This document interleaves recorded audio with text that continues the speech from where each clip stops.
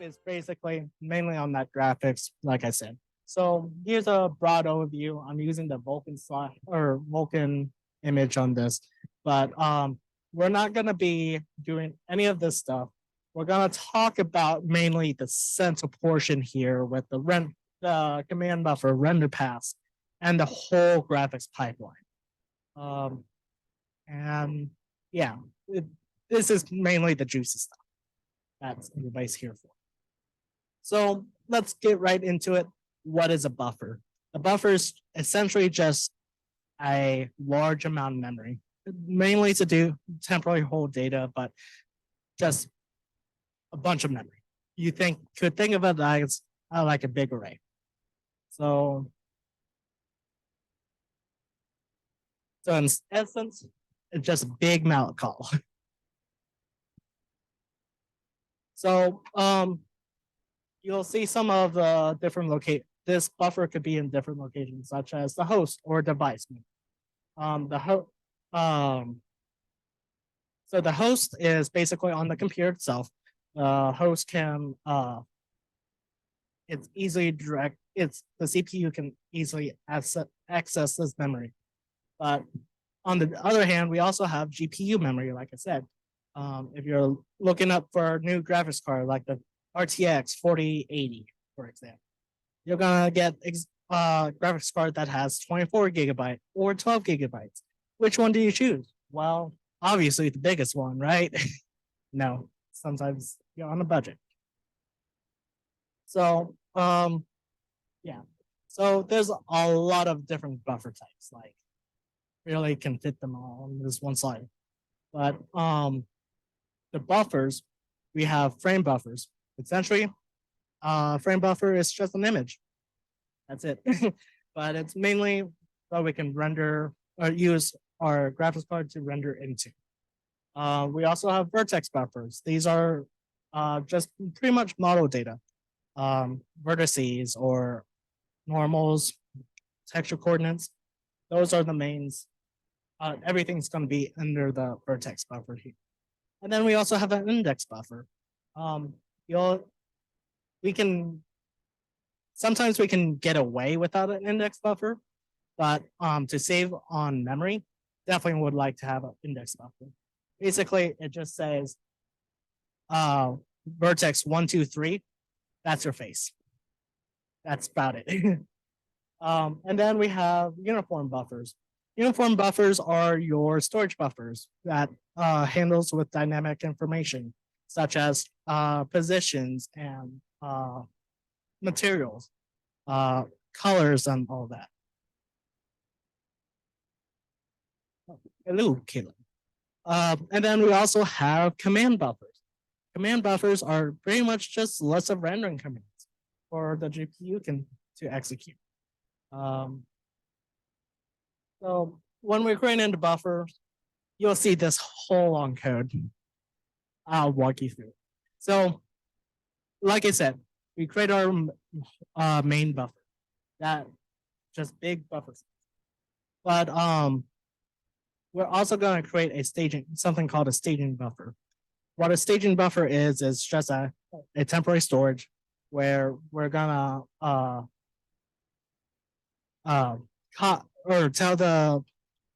this is for like your graphics API to say, hey, I'm gonna send the GPU data. You can definitely keep it on your host memory, but you're gonna find out that your rendering times is gonna be slower because your GPU has to go to your system RAM, and that takes time. So it's better to send your data off to your GPU, and that is through your staging buffers. And then we create a kind of like a logical buffer. There's a lot of buffers. A logical buffer on the GPU saying, hey, this is your GPU buffer. They're all the same size, so you're not dealing with weird memory allocation. But here, we're going to use the command buffer to actually transfer everything from the staging buffers to the GPU buffer. And well, like good people we free up our memory because you should be doing that. always. So here's a little bit of graphics to help you understand this. On our left here, we have our system memory. On the right, our GPU. We first allocate our buffer and our staging buffer, and then we essentially just copy over our buffer to our staging. Easy enough. I think you all learned that when we're dealing with IO stuff, we use map memory, right? So essentially what map memory is that in our system RAM, we can allocate a portion of our address space to say like, let's say this space right here is essentially our keyboard's information. So everything or what we type into our keyboard would be in this space of memory right there. That's pretty much what map memory is. Yeah, instead of sending an input event saying, hey, I got a keyboard, hey, I got a keyboard. We can just look in memory. But then, so what we done, just recap, is to take our data from our buffer, copy it to our staging, and then, as you can see, we essentially just copy our staging to our GPU buffer.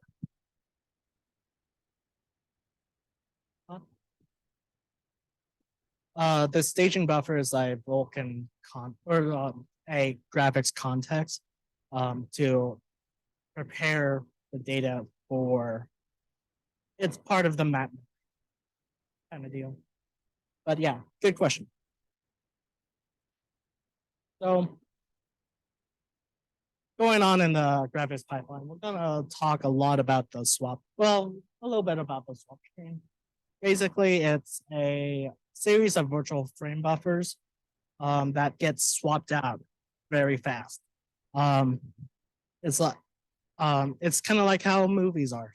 You have these frames that need to be presented to you at a very fast rate.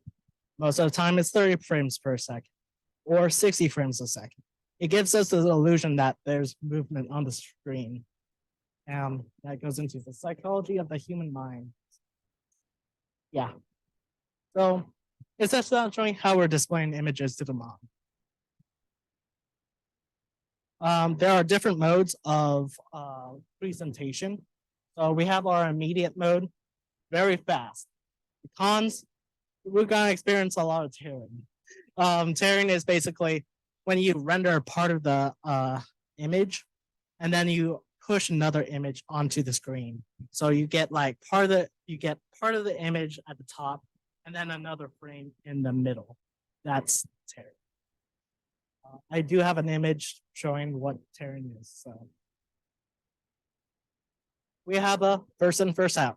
So this is was called your VSync or vertical sync. Gives you very stable FPS.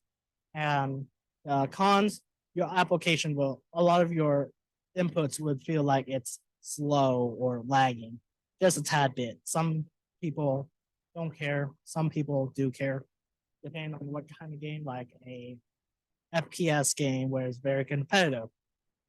This is probably not the best one for you. Yeah. But there's also another one called a mailbox.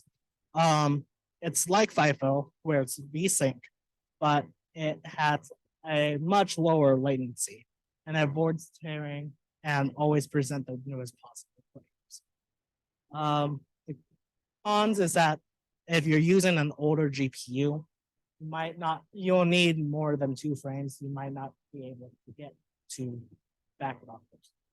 It's called.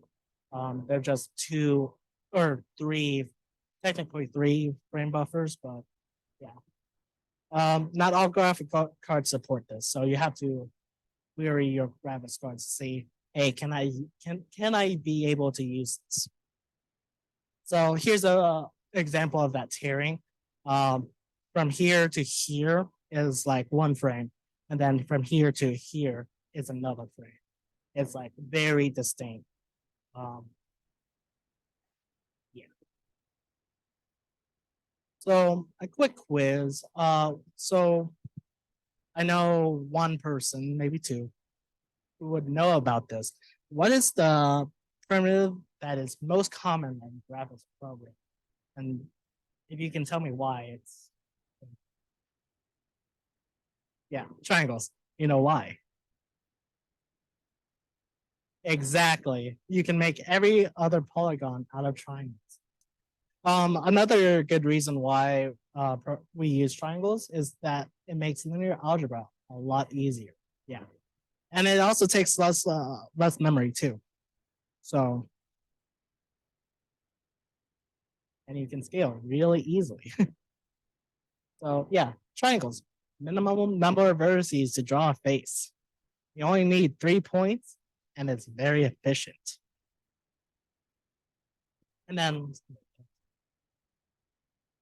but yeah, so moving on to our graphics pipeline. So basically what our pipeline is steps that the graphics cards need to take to render a model to the screen. There's two types of pipelines. We have our fixed, which is quite obsolete. You shouldn't be using it. We're going to be using it. And then our programmable pipelines. These are the modern OpenGL stuff or Vulkan stuff or DirectX 11 or 12 and Metal too. So going a little bit on the fixed pipeline. So what is the fixed pipeline?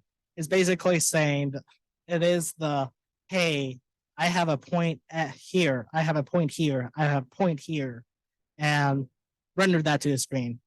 Add some lighting, transpose it, you're done. It's not very flexible. It gives us a basic feeling game that you can see back in like 1999. And it doesn't cut out anymore because we want the highest quality graphics now. This is where the programmable pipeline comes in. But first, what is a shader? Well, I think most of you are thinking of something like this. Minecraft shader, right? This is our Minecraft shader. But some of you are thinking like, oh my gosh, look at this cool new Minecraft shader. Well, that's kind of false. There's a lot of shaders. A shaders is basically a user-defined program that is designed to run on the GPU. That's what a shader is. There are different types of shaders. We have the vertex shader, the geometry shader, the fragment shader, and the compute shader. In this talk, we'll be talking mostly on vertex, geometry, and fragment. There's also a tessellation shader, a couple of other shaders, but these are actually the only ones you need is the vertex and fragment shader to render stuff. The compute shader is actually quite new. You are seeing this a little bit more common with crypto mining. Essentially what it is utilizing your graphics card as a processor to do a lot of data or process a lot of data in parallel. So this is very useful. So we have our programmable pipeline. So what's in this? Well, we have our input assembler. Basically, again, we're going to go through these one by one. But yeah, we have our input assemblers, vertex shader, our tessellation shader, a geometry shader, rasterization, fragment shader, and color blending. Those are, in general, what our GPU is doing for each model we render. So starting off with our input assemblers, it basically takes in our vertex and index vectors, and then defines some sort of topology for the data. I like to think of it as the GPU is very stupid and you need to tell it what it is. All it sees is just ones and zeros, floats, and that's it. And it needs to know what are you giving it? Are they points? Are these lines? Are these line strips? Triangles or triangle strips? I don't know. And this will tell it what it is. And then now we're at our vertex shader. One of the really useful shaders and a required shader to be able to render stuff. The main purpose of this shader is to take its primitives and transform them onto the screen, basically. There's a lot of stuff that goes under the hood, like screen clipping. If it goes out of the screen, we don't want to render it. It discards all those pixels. So part of it, and things that you'll see is MVP. Essentially, it is a model view projection. These are, if you're in linear algebra, they're all 4x4 matrices. And what it does is just to transform it to screen space. And then we can do more calculations for like lighting. Some of the lighting calculations you'll see is like Phong lighting, which is your basic, is this gray? What's the diffuse color of this? And we also could get camera position. We can set a camera around, and from that camera point of view, are seen. So yeah. We also have our tessellation shader. This takes our vertices and actually makes them, we can apply a function so it can give it some more detail. It offloads finer details onto the GPU. So if you can use a very low polygon model, and then have the GPU add more detail to it. Again, you don't really need to do much with this. The default one would be provided. And then we also have a geometry shaders. These are your per primitive processing, so like per triangle, per face, stuff like that. A good example of this is your particle system. Particles are very expensive. If you do a normal graphics pipeline or use a particle system to do a normal graphics pipeline, you're going to do a bunch of draw commands saying, hey, GPU, give me 1 million draw command or draw 1 million particles. Your GPU is going to get slowed down because you're giving it so much work to do. Well, there's a trick to that, and it is through the geometry shader where it can render all this at once. Very useful. Again, you don't need to do much with this. A default one would be provided. And here's one of our fixed function kind of processing, the rasterizer. Does anybody heard of rasterization before? No.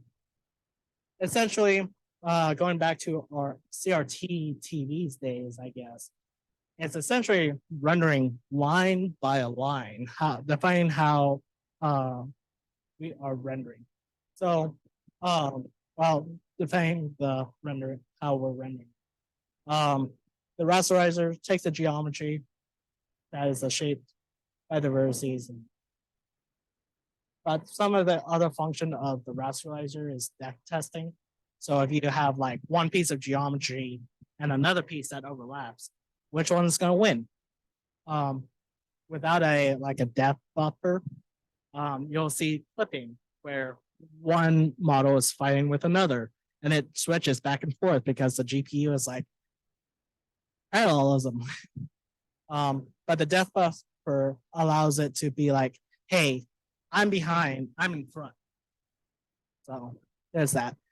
Another thing that could happen is called overdrawing. this is more of a performance stuff. Basically what happens is that you have a piece of geometry that you let's say render to the screen. That's all fine. But let's say you have now another model that renders in front. Well, with the depth buffer, it'll be like, oh, this is behind, this in front. Get rid all these pixels.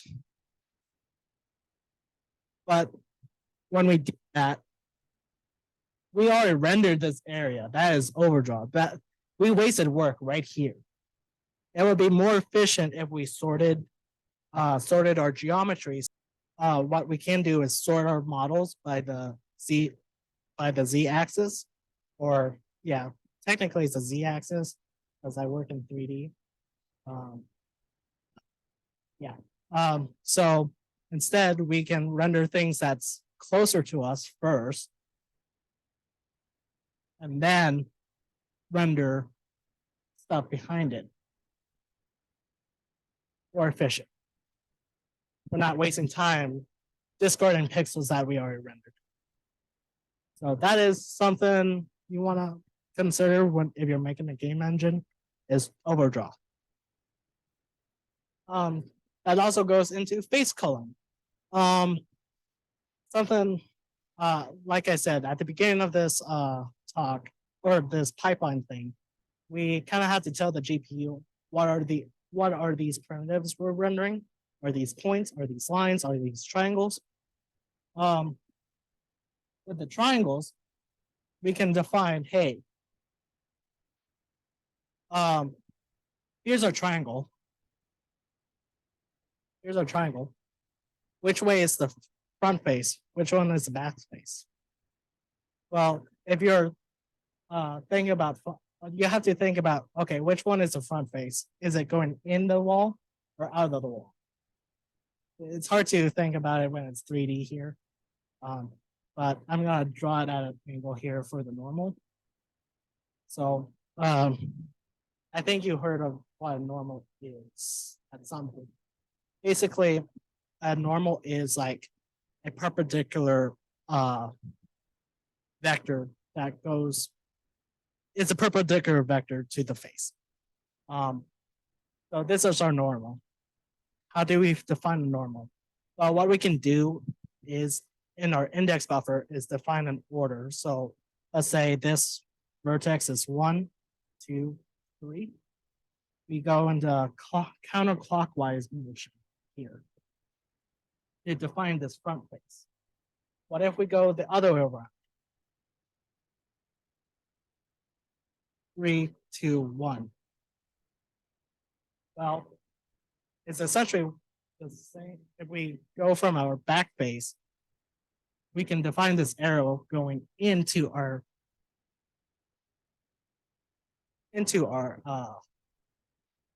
model, and we're inside. Our front face is rendering backwards. So we need to define if our order, our index buffer order is counterclockwise or clockwise, so we can get the correct facing objects. This is mainly useful for like back-face culling, which is we don't want to render the inside of the cube because our player's not going to be inside of cube at all times. We're going to have collision. So it would be faster if we don't render the inside of the cube, only render the outside of the cube. Vice versa, if you have a cube map where you want like a beautiful beach scene and it's just a huge cube that you're in and you're rendering stuff on the inside, not on the outside. So that is face color. We can also do scissors test. So we can render a part of our scene in like black and white and cut out the stuff that we want to render.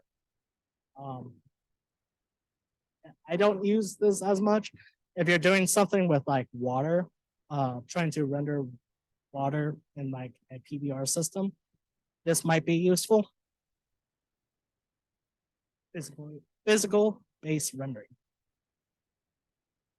Line width. Um, how big are these lines when you're doing this rasterization? And it also does a lot of with the fill. So is this object solid? Or do you want to see the wireframe of this model? Or a point? This one, the wireframe is very good if you just want to quickly debug in a model. Like it's hitbox or something. Very useful. The point, I don't know why it's there. It's a very old thing. Definitely. So we also now have this fragment shader. This is our, you can think of it as our color or per pixel shader. It does the bulk of things like lighting, color blending. You can use systems like physically based rendering, and a lot of post-processing effects would be here. Very cool, because we can do a lot of good stuff with it. So this is our overview of what's going on. All in order. We have our input assemblies. We have our triangle, or define what primitive we're using. We then use a vertex shader to transpose it and get extra information, like its normal base or the camera position. And then tessellation, if you want more detail programmatically, it's right there. And then we also have our geometry shader, which could add more geometry onto the, or more triangles onto the model if you want more detail. Or particle system. This will be useful. Our rasterization, our fragment shader, and then our color blending. I kind of combine these two. Sometimes it's combined, sometimes it's not. And then, yeah, it happens.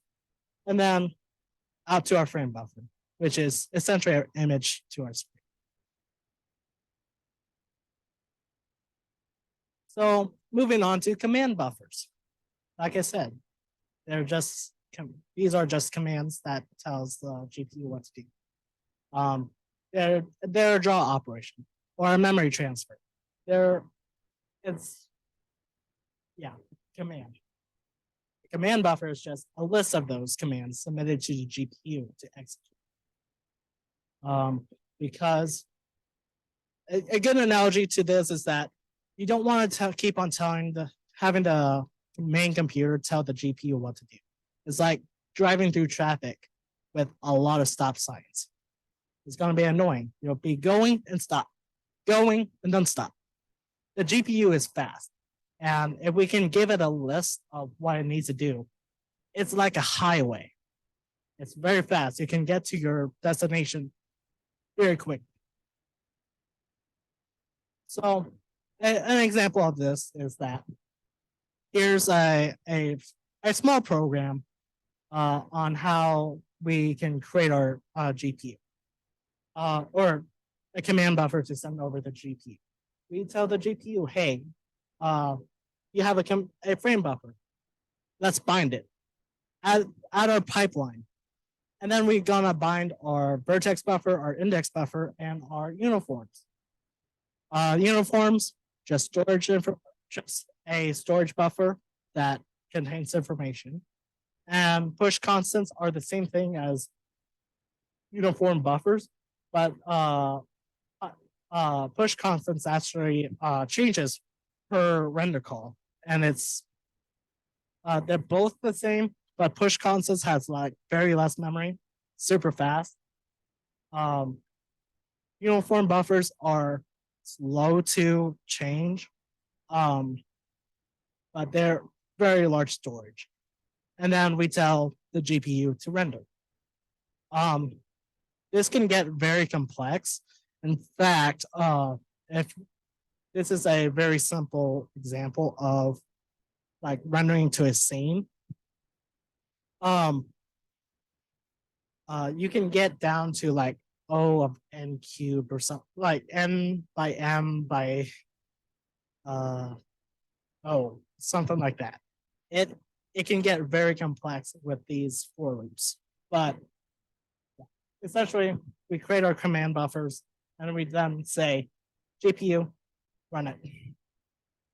And I'm cutting a lot out of the command buffers because there are a lot of synchronization to it, because it takes a lot of time. Part of it is that your CPU is doing one thing and your GPU is doing another thing, and you don't want to hold up the CPU or the GPU to get back to it. So, yeah. This right here is kind of an example of what I'm gonna lead off next. It's called a render pass. This is a single pass render. It's rendering the scene once, and it's a simple scene. But what if we want a more complex scene? Let's first define what a render pass is. So, a render pass is a pass through the pipelines, the graphics pipeline. There's a couple types like single pass and multi-pass rendering. Single pass is essentially right here.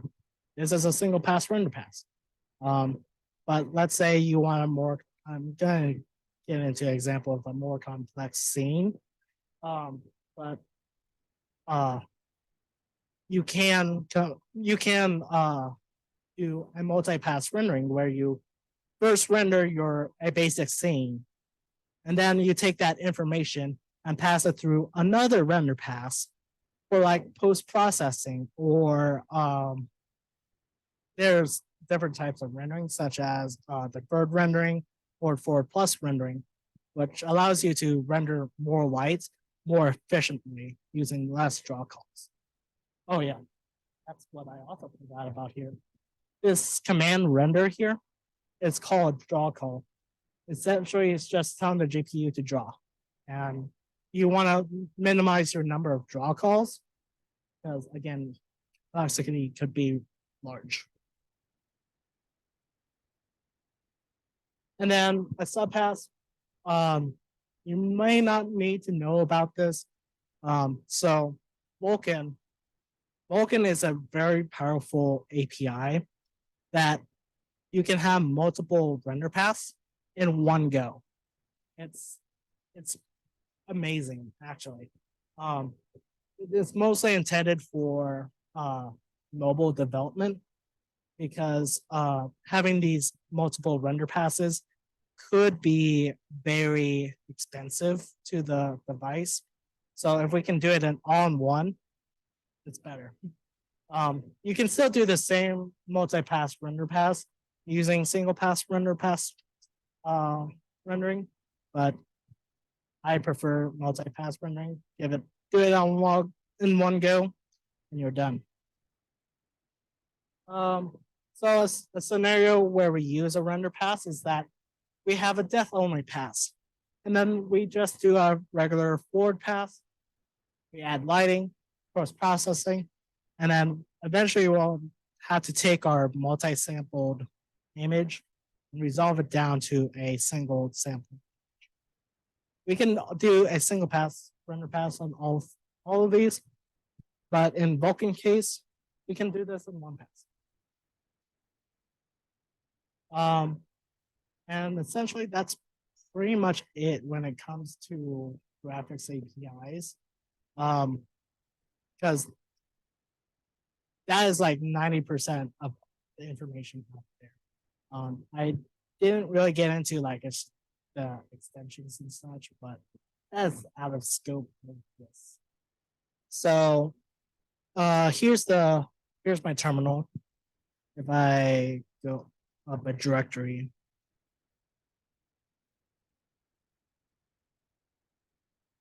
so this is my game engine. If I do a ls,